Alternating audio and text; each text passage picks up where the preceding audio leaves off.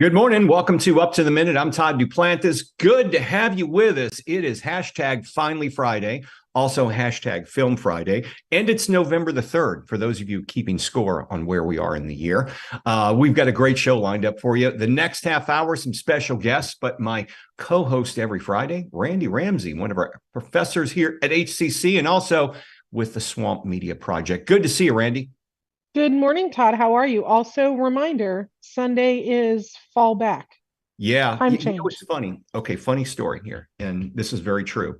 So a few weeks ago, my wife and I went to Renfest. I think we talked about that. Yes. And we wake up on Sunday morning, and all the clocks here are basically digital, except for one of them that's plugged in the wall. For some reason, that clock was an hour ahead. And I said, oh, hey, it's daylight savings time because we need to change that clock. And she's like, oh, yeah. So for the literally, and I'm kind of ashamed to say this, for the last few weeks, I've been thinking it's daylight savings time has already ended. Nope. True Sunday. story. And So it wasn't here's until my last week when I question. figured it out. So How many of my students will show up to Monday's class an hour. at the incorrect time Yeah. and then blame daylight savings? Yeah, well, that's a good excuse. I remember when I was in college and in high school, and we could use those excuses, but no more, right? Well, there is no excuse for not being able to see us because we are everywhere. That's right.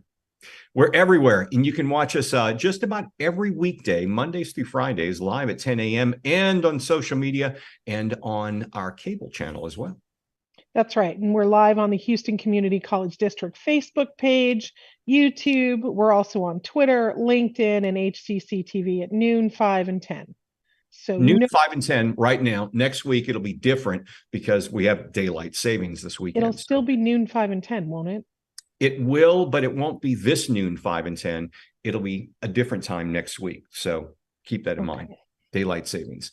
Okay, Randy, stick around because you're going to be interviewing this next guest, and it's the time of the year for one of our favorite local film festivals. Jazmyne Moreno is with the Houston Cinema Arts Festival. She's the programmer there. Good to see you, Jazmyne. Good to see you. Thank you for having me. Yeah, thanks for being here. So I think you and Randy know each other, right? Yes. A little bit. Okay. A little. A little. Yeah, you guys. Not nearly well enough. Yet. Well, that'll change. That'll change. All right. You're going to know each other very well after your segment, which is going to be in about 10 minutes. So stick around. We'll be with you shortly. But first, we're talking about another MOU signing between HCC's workforce, Coleman, and an important medical center partner. Dr. Christina Robinson is the executive director of HCC's Work-Based Learning and Industry Partnerships, and she joins us on the show. Good to see you, Christine. Christina. Good to see you. How are you doing?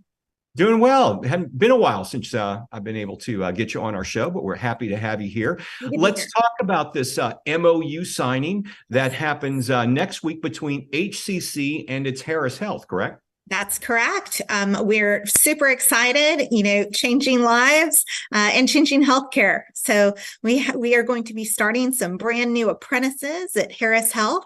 And this is really to commemorate that partnership and really the start of a continued partnership, more to come.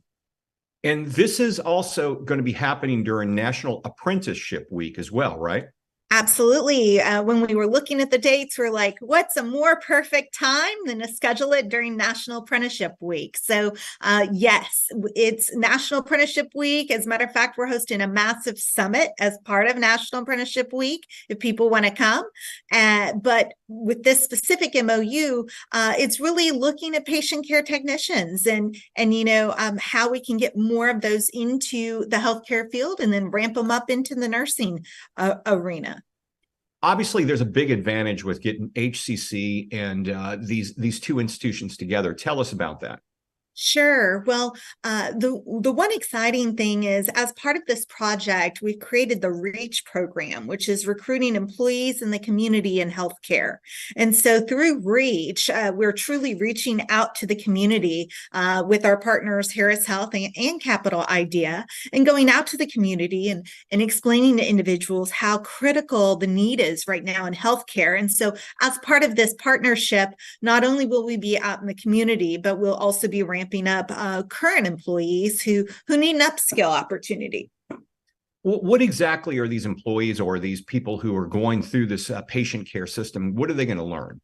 Absolutely. So they start with a certified nurse aide, and then we roll them into phlebotomy and EKG. So they end up having all three programs. So they really become generalists in the hospital. So you can move them anywhere you want them, as the need for, an agile healthcare workforce is happening right now with the influx of new population.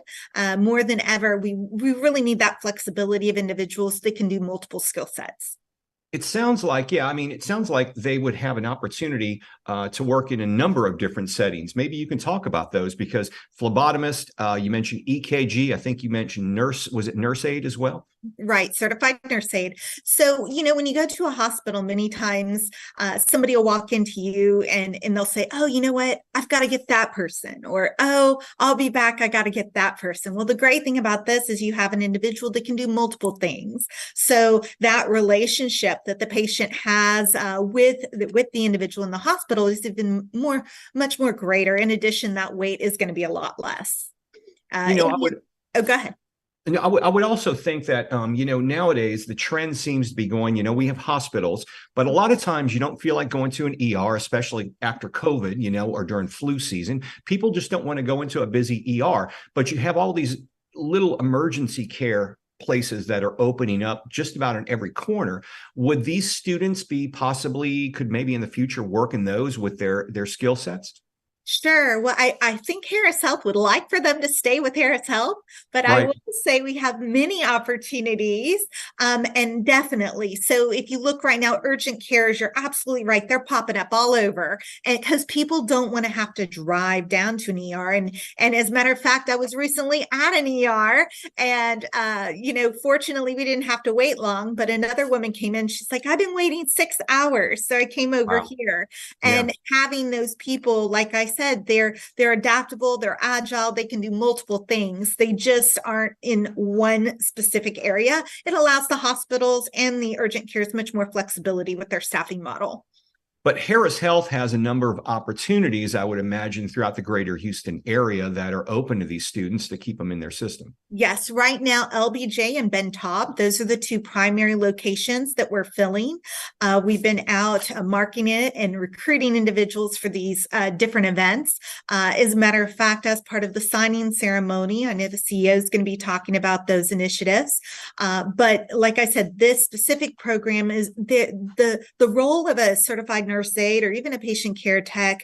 There's such a huge demand and need. So I know this is just the first of many more opportunities. We're starting with roughly 20 to 30 individuals, and then we'll be able to continue that up as those individuals triage into other areas.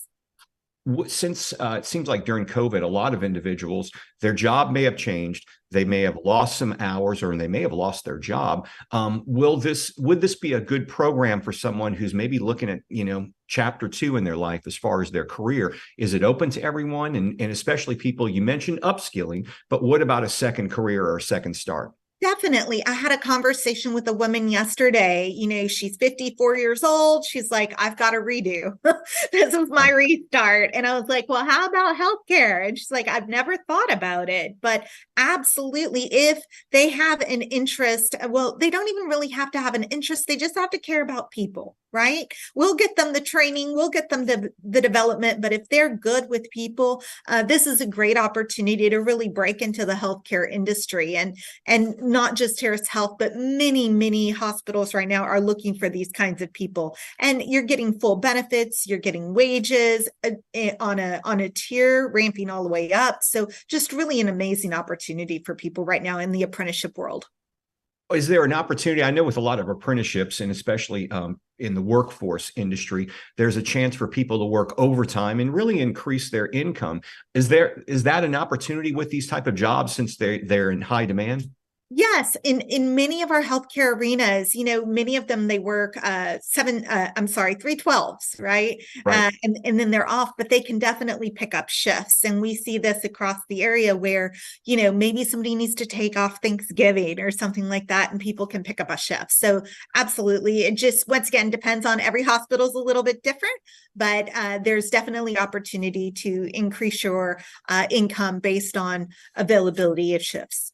Once again, all the details on the MOU signing, when is that going to happen, and where can people go to get information on this program? Sure. So they can go to hccs.edu/apprenticeship, and they can get all of the information about all of our programs. When they click on Career Seeker, make sure they select the REACH program, the Patient Care Tech REACH program, and that'll take them straight to us, and we can get them started, get them going through the interview process. The MOU signing is next week, November 6th. Super excited about it. It's going to be in the afternoon. And if anybody is interested in participating, once again, have them go to hccs.edu/apprenticeship, scroll down and send us an email, and we'll get them going. Once again, one question I omitted asking, but are there scholarships, financial aid available for these students as well? Yes, the great news about this is almost all of our healthcare apprenticeships are covered through financial opportunities, be it a Texas Workforce Commission, employer pay, or some kind of scholarship opportunity. Our goal is to make sure that our students don't have to pay anything out of pocket. Absolutely. Dr. Christina Robinson, Executive Director of our Work-Based Learning and Industry Partnerships. We'll have all the information and the links you're mentioning in our post after the show. Thanks, Christina. Good to see you. Thank you so much. Have a great day. Take care. Thanks, Christina. Thank you. All right, we're going to move on, Randy, and you've got a guest as well. I'm so excited. So let's welcome Jazmyne back. I'm so excited because the festival starts in 6 days. Yes. And that's the Houston Cinema Arts Festival. This is the 15th anniversary year, and it will feature a wide variety of films that you curated for this year that focus on the diverse cultural community of Houston. So why don't we start, because I love the theme this year, why don't we start by talking about the festival's theme this year? The theme for the festival this year is Bring It On Home. So the idea, of course, behind that being that we wanted to take the festival back to its roots, and also, considering it is a Houston festival and it's a Texas festival, making sure there's a lot of emphasis on Houston and Texas and filmmakers that are local to the area. And then we're also going to see the return of CineSpace and Borders No Borders. So for those people who aren't familiar, can you tell us what those are? So both of which are sort of separate programs within the program of the festival. So CineSpace, we've got a ton of filmmakers who are submitting their films from all over the place. And it's a wonderful celebration, both of short films and short filmmaking. And in fact, in terms of Borders No Borders, we've got filmmakers who are actually sort of alumnus of the Borders No Borders program within our program this year. So it's really a space, both of which to showcase filmmakers sort of at early points of their careers, making these sort of interesting pieces of short films, and to really highlight short filmmaking. Borders No Borders is not just Texas focused, but sort of in this general area of the country, this general region of the country. So just sort of focusing on regional filmmaking and short filmmaking in both programs and highlighting young filmmakers. Well, I love Borders No Borders. Every year there's some kind of breakout there where you get to see something that you haven't before. But I noticed this year there seems to be a strong focus on both Houston stories and female filmmakers. So there's a couple in there that I'm so excited to see. But can you tell me about the films that you're most excited about and your programming process? Yes. So we have, again, a lot of women filmmakers throughout, and it's not something that as the programmer, that I sort of intended initially. It was just, honestly, they made the best films, and the films It I was was just excited. that there were really strong candidates this year. Yes, and there's a lot of incredible films to choose from, and you sort of watch films from all over, and these were the best films that I saw all year. And so it really sort of happened organically. And as a programmer, you choose films based on, the things that stand out to you, the things that you love. And from there, you kind of whittle it down, and you realize that maybe you have something there, and maybe there's something in terms of a theme, and it just sort of happens that way. And so as we were thinking of the festival this year, I really wanted to do something that would help to emphasize Texas. And it was the thing that I felt like was missing last year. I wanted a lot of Texas focus and a lot of focus on the arts as well, which is part of the original mission of the festival, is connecting people through the arts and showing that through film.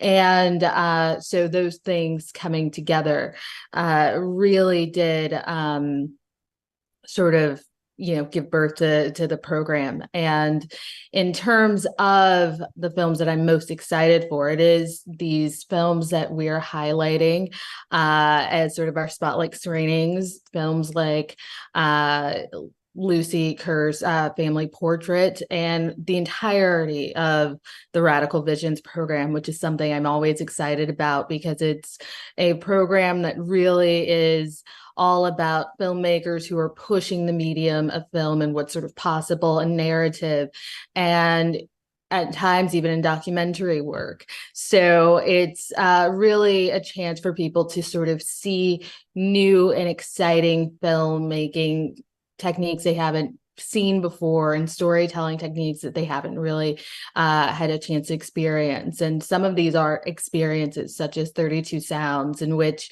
you are listening to all of these sounds that sort of speak to everyday life in a completely unique way. So these are really films that, for me, each film is about having an experience, and we think of each film as its own event, not just a part of the festival. Each thing is its own separate event, and trying to ensure that everyone has the best experience possible at each film. Well, you're opening with Lost Souls, correct? Lost Souls is Catherine Proper's feature-length debut, and it actually won an audience award at Tribeca. And when you watch it, you'll see why. It is such a thrill to see a filmmaker at that point of their career, and it's early, and that this is a talent you have to see and you have to watch and keep your eye on, because she's doing incredible things. It's a film about SoundCloud rappers. Opening Which the is festival. amazing. Yeah. And Bun B is going to go ahead and be there for that, and do you're doing a talk back afterward, right? Yes, we are doing a talk back, and we've got members of the cast that'll be joining us, as well as Catherine. And so it's going to be a huge, huge event. And because we are doing it at one of my favorite venues in Houston, the Deluxe, we're actually going to give you sort of 2 chances to watch it. So if you can't watch it at the earlier screening, we have an encore screening afterwards as well, to get the most people in to see this incredible film. Well, and I love that it's about rappers, and it's in the 5th Ward, which has such a huge music history, and that's terrific. Now, I know that Southwest Alternate Media Project and HCAS are putting on some opportunities for our local filmmakers. So I know we have 2 master classes coming up, right? Yes. And so, speaking of Catherine, she will be conducting a master class, as well as Lucy Kerr. And so they will be conducting master classes on filmmaking and performance. And then we've also got many other opportunities, such as the mobile filmmaking workshop.